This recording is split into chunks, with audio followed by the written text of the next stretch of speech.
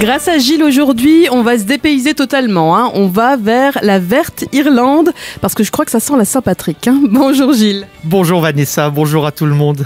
Alors pourquoi on va parler de l'Irlande ? Tout simplement, dimanche prochain, on fêtera la Saint-Patrick, qui est un des saints patrons de l'Irlande. Et un des symboles de l'Irlande est le fameux trèfle irlandais, qui va faire l'objet de la chronique d'aujourd'hui et qui est également un clin d'œil à cette belle verte Irlande que je connais plutôt bien. J'étais déjà plusieurs fois. Alors là, je suis un peu jalouse, je l'avoue. Quelles sont les histoires et les légendes autour de tout ça ? Alors la tradition veut que Saint Patrick se soit servi de la feuille de trèfle pour illustrer aux Irlandais le mystère de la Trinité, avec les 3 feuilles, lors de l'évangélisation de l'île au 5e siècle. Mais sensu stricto, si on regarde bien le symbole, le trèfle irlandais n'est pas botaniquement parlant un trèfle, mais plutôt ce qu'on appelle un oxalis, donc une plante complètement différente. Alors Vanessa, tu vas me dire, mais comment on fait la différence entre l'oxalis et le trèfle ? Tout simplement, le trèfle a des feuilles arrondies, alors que l'oxalis a des feuilles en forme de cœur.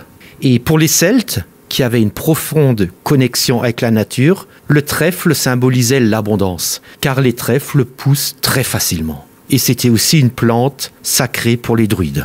Alors Gilles, côté Irlande, c'est vrai qu'on voit souvent ce petit bonhomme là qui porte un trèfle sur son chapeau qu'on appelle le leprechaun. Est-ce que tu peux nous en parler un petit peu ?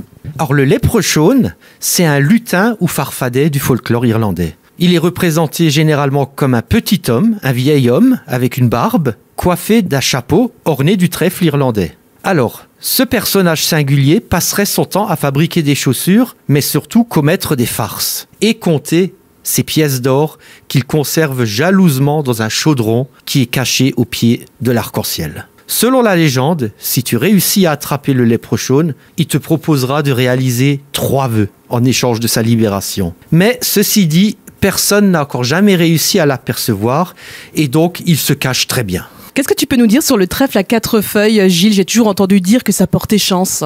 Effectivement, et ce depuis le 15e siècle. Le trèfle à 4 feuilles est issu d'une mutation rare du trèfle blanc, qu'on connaît plus habituellement avec 3 feuilles, et est tellement rare qu'il y a seulement une chance sur 10 000 de trouver dans la nature un trèfle à 4 feuilles. À 4 feuilles, ce trèfle peut rompre un sortilège, mais il existe aussi des trèfles à 5 feuilles. Et là, on dit qu'il prédit la célébrité. Alors si tu en trouves un à 6 feuilles, de très grosses rentrées d'argent, et même encore plus rare, un trèfle à 7 feuilles, et là c'est la prospérité à vie. Alors Vanessa, il y a des gens qui collectionnent les trèfles à 4 feuilles, ce qu'on appelle les ultra-trifoliophiles. Et ceux qui en trouvent, ce sont les quadrifolistes. Et on a quand même un record de trèfles, avec 56 feuilles. Mais cela, on ne le trouvera pas chez nous. C'est une variété qui est cultivée au Japon. Qu'est-ce que tu peux nous dire en conclusion, Gilles ? Chaque 17 mars, le trèfle est arboré fièrement par les Irlandais pour la Saint-Patrick. Symbole d'une identité nationale, son histoire, on l'a vu, plonge dans la nuit des temps. Et la prochaine fois que vous observerez un trèfle, Vanessa, tu prêteras attention, regarde si un leprechaun ne se cache pas derrière ses feuilles. Je t'assure que là, avec le chaudron magique, je vais lui courir après, moi.